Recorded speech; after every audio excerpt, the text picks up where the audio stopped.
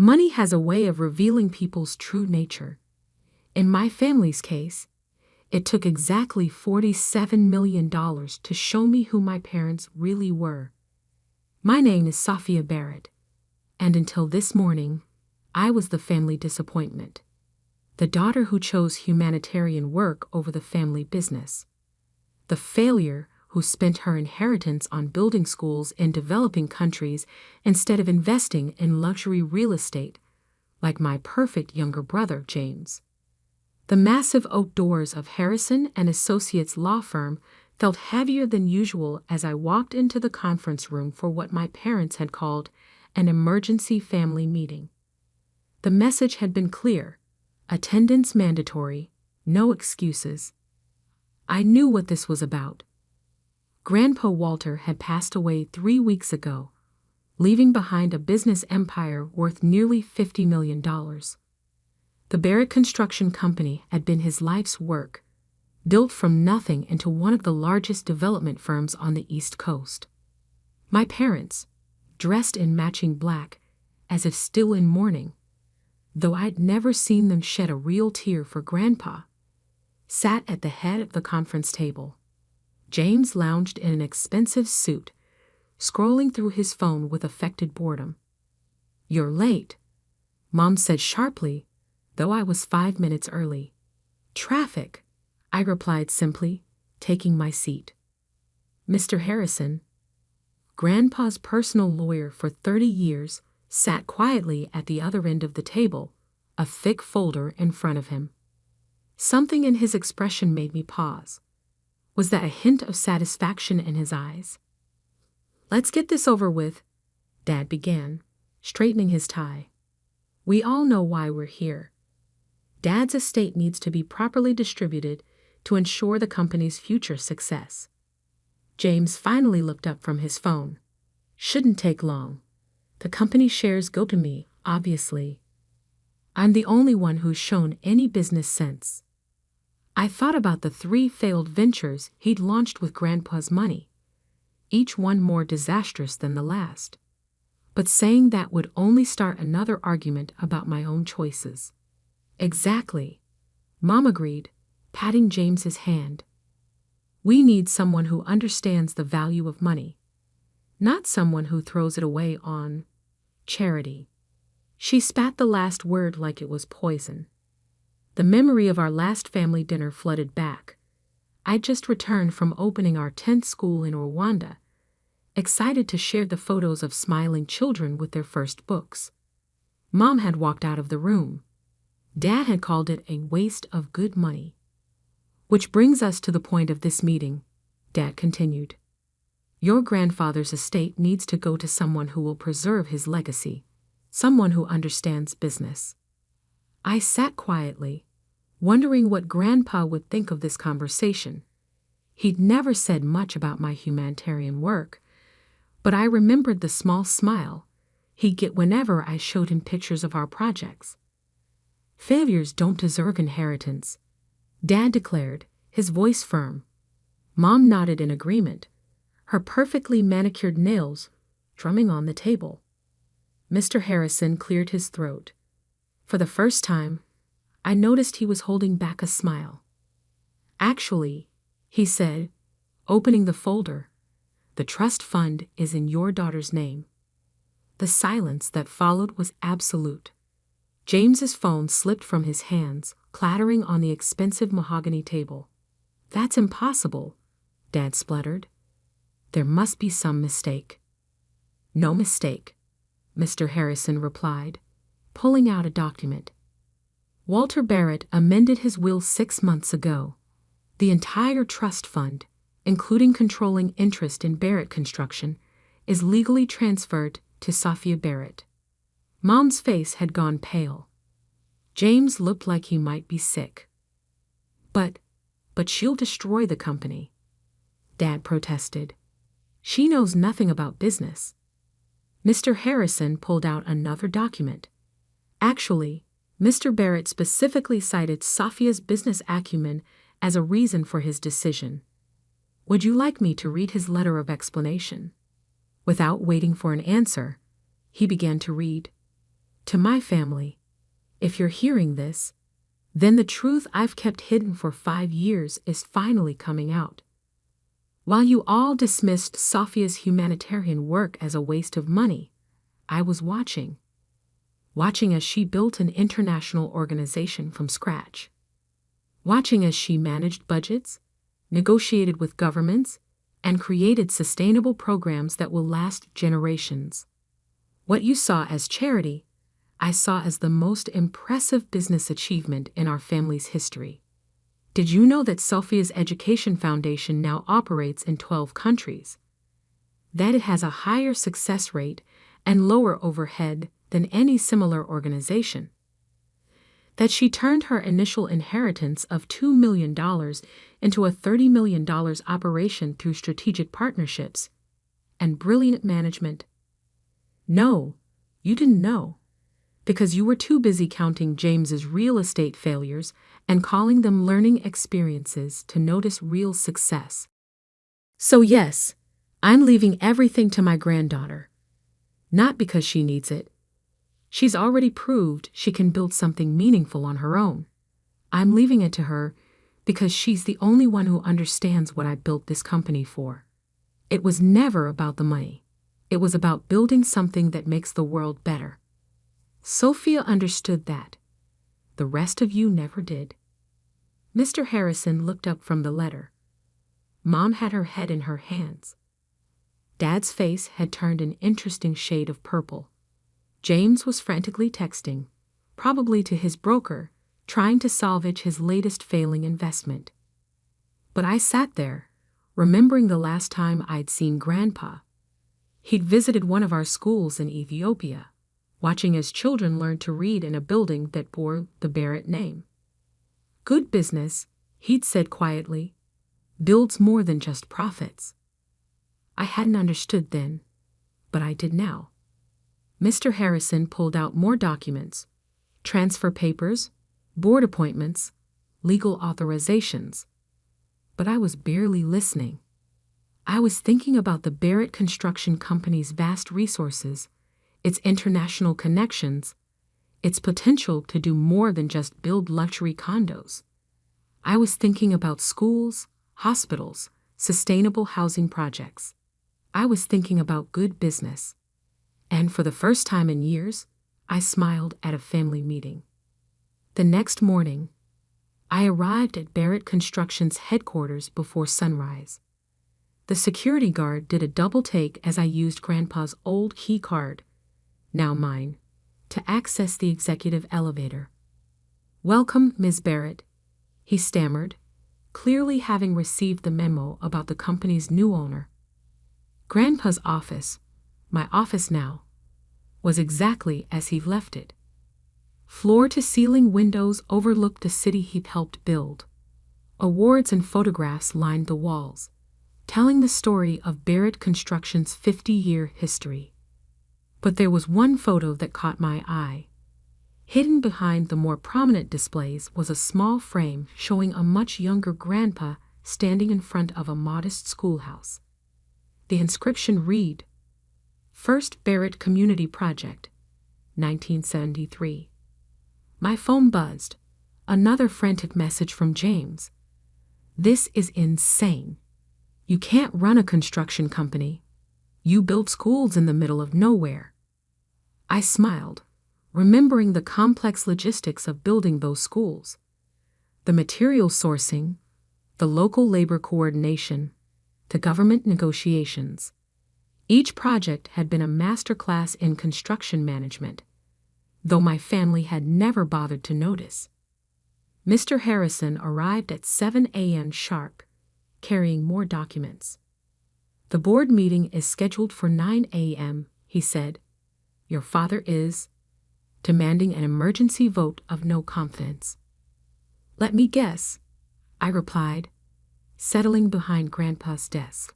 "He's convinced the other board members I'm going to bankrupt the company with my charitable ideas." "Actually," Mr. Harrison smiled, "he's having trouble convincing anyone. Your grandfather spent the last 6 months showing the board your foundation's financial reports. They were quite impressed. At 8:55, I walked into the boardroom. Dad was already there, huddled with his closest allies. Mom sat in the observers section, her usual poise cracking as she watched me take Grandpa's seat at the head of the table. "This is ridiculous," Dad burst out. "She has no experience in real estate development." "No." I opened my laptop, connecting it to the presentation screen. "Let's talk about experience." The first slide appeared, a map showing my foundation's projects across 3 continents. In the past 5 years, I've overseen the construction of 47 buildings in 12 countries. Average project completion time, 4 months. Average budget variance, under 2%. Success rate, 100%. The board members leaned forward, their expressions changing from skeptical to interested.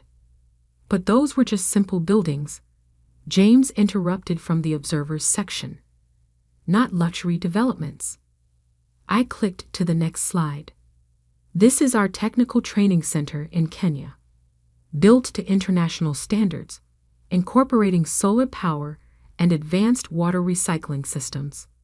Coming in 20% under budget through innovative material sourcing and local partnership programs." More slides followed.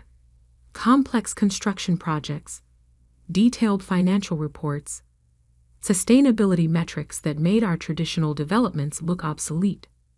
"Barrett Construction has always been about more than just luxury condos," I continued. "At least, it was when Grandpa started it." I pulled up the photo I'd found in his office, the 1973 schoolhouse. Our company's first project wasn't a high-rise or a shopping mall. It was this, a building that changed lives. That's the legacy I plan to continue. The board sat silently, absorbing my words. Dad looked like he might explode. "But profits," he began, "will increase." I cut in. "Sustainable construction is a $400 billion market. Green building contracts have tripled in the last decade. While we've been building the same luxury condos, our competitors have been innovating." I pulled up one final slide, my 5-year plan for Barrett Construction. Traditional luxury projects balanced with sustainable development, international expansion through my foundation's established networks, government contracts for infrastructure projects. The numbers spoke for themselves. The projected revenue was double our current trajectory. "Your grandfather showed us some of this," one board member said quietly. He was quite proud. Mom stood up suddenly. "This is all very impressive, but you're forgetting something. The Barrett name means something in this city. We have a reputation to maintain." "Yes," I agreed. "A reputation for building things that last, for making a difference. Or have you forgotten what Grandpa always said about good business?" The room fell silent. Everyone in the company knew Walter Barrett's favorite saying, "Build for tomorrow, not just today." Mr. Harrison cleared his throat. "Shall we proceed with the vote?" Dad stood up, straightening his tie. "Before we vote, I have one last thing to say." He turned to face the board. "My daughter may have impressive charts and fancy international projects, but she lacks the one thing this company needs: loyalty to the Barrett way of doing things." I thought about the children in our schools, the communities transformed by our projects, the Barrett name becoming synonymous with positive change. "You're right, Dad," I said quietly. "I'm not loyal to your way of doing things. I'm loyal to Grandpa's original vision, to building things that matter." The vote wasn't even close. The board's support was unanimous, save for Dad's single opposing vote. As the meeting adjourned, I caught Mom wiping away what looked suspiciously like a real tear. James stood in the corner, finally seeing his sister clearly for the first time.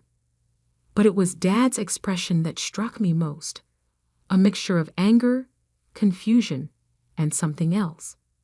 Something that looked almost like pride. Mr. Harrison gathered his papers, pausing at my chair.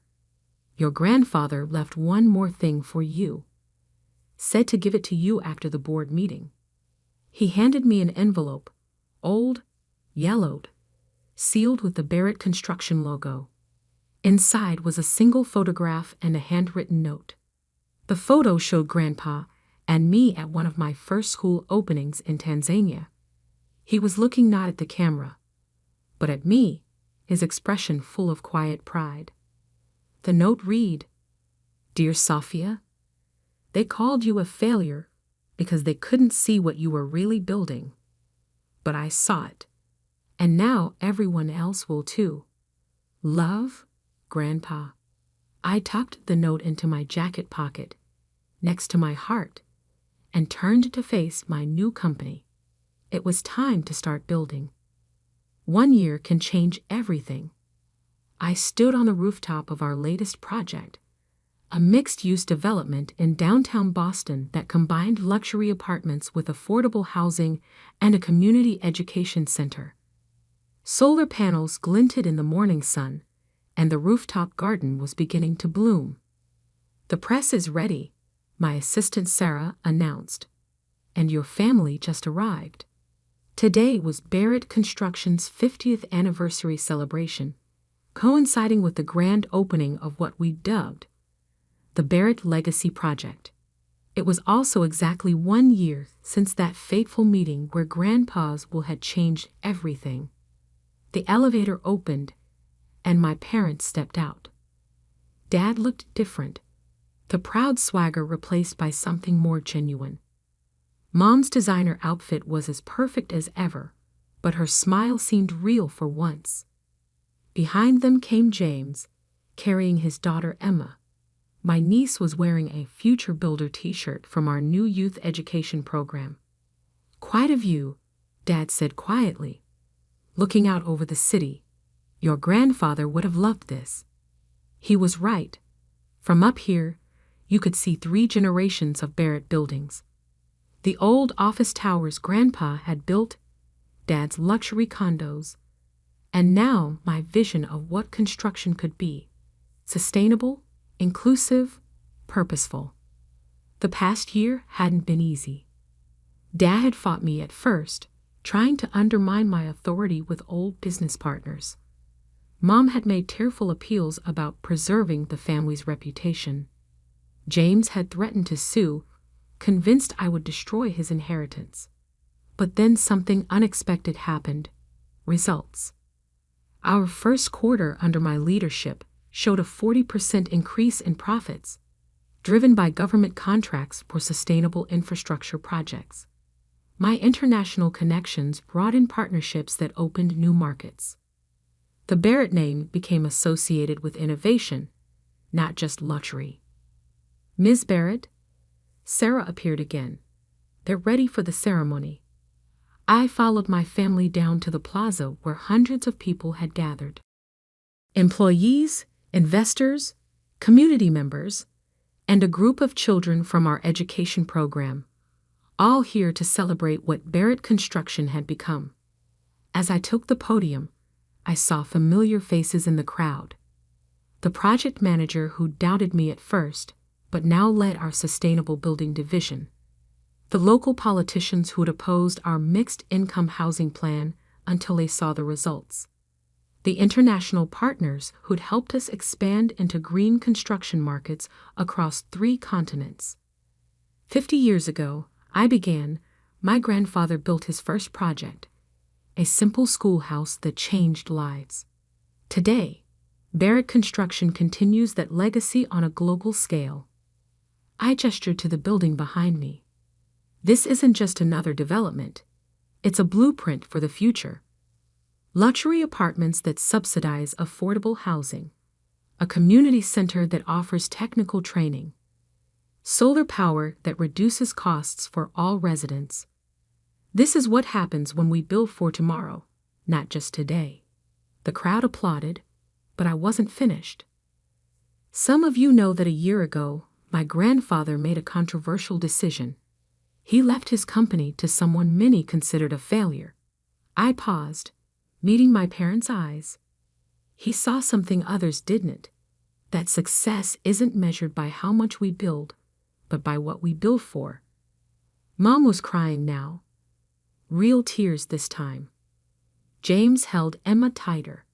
In the past year, Barrett Construction has built 23 sustainable developments, 15 community centers, and partnered on infrastructure projects in 8 countries. Our profits have doubled. Our workforce has tripled. But more importantly, we've returned to our roots, building things that matter. I revealed the plaque we'd be mounting in the lobby.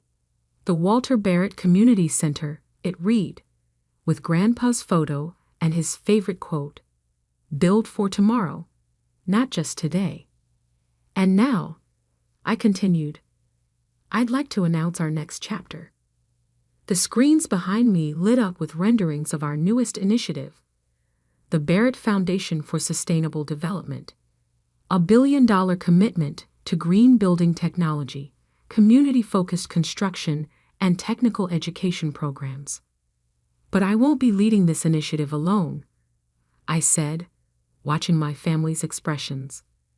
Because true legacy isn't about one person's vision, it's about bringing people together. I gestured to James. My brother will head our new technical education division, using his experience to help others learn from both success and failure. James straightened, surprise and gratitude in his eyes. Emma clapped excitedly. My father will lead our community relations team, bringing decades of local knowledge to our development projects. Dad's hands trembled slightly as he nodded. And my mother will direct our philanthropic partnerships, combining her social connections with true purpose. Mom's perfect makeup was streaked with tears, but her smile was radiant. Because that's what Grandpa really left us, I concluded. Not just a company or a fortune, but a challenge. To build something bigger than ourselves. To turn success into significance. To prove that good business and good works can go hand in hand. The applause was thunderous, but I barely heard it. I was watching my family. Really watching them. Dad's pride was no longer about status, but about impact. Mom's social circle was becoming a force for change. James was teaching Emma that true success means lifting others up. Later, as the celebration continued, I found myself back on the rooftop. The sun was setting, painting the city in shades of gold. In the garden, Emma was helping plant new seedlings, supervised by James. Your grandfather was right, Dad said, joining me at the railing. About everything. Even about me being a failure. I teased. He shook his head. You never were. We just failed to see what you were building. Mom appeared with coffee, not her usual expensive latte, but simple cups from the community center's training cafe. To think, she mused, all those years we worried about the Barrett legacy, and you were building it all along.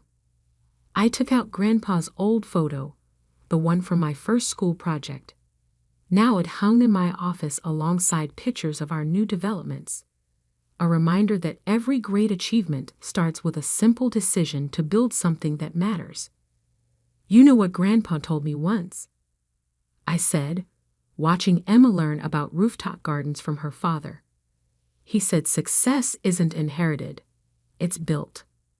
One day, one project, one life at a time. The city stretched out before us, filled with buildings bearing our name. But now they stood for something more than luxury or profit. They stood for possibility, for community, for change. Sometimes the greatest revenge isn't in proving others wrong. It's in showing them a better way to be right.